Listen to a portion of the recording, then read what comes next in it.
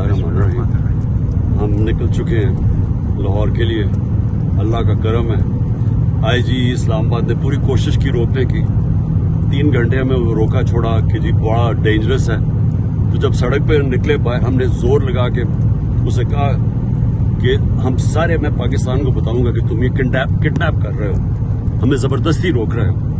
फिर उसकी प्रेशर के ऊपर उसने छोड़ा और अब जब हम निकले तो खाली पड़ी थी सड़कें, कोई किसी किस्म का खतरा नहीं था। और अब मैं इंशाअल्लाह अगले 3 घंटे तक लाहौर पहुंचूंगा। और मैं जो लोग रास्ते में खड़े थे जो इस्तकबाल के लिए, मैं उन सब का शुक्रिया अदा करता हूँ। किस्म का खतरा नहीं था।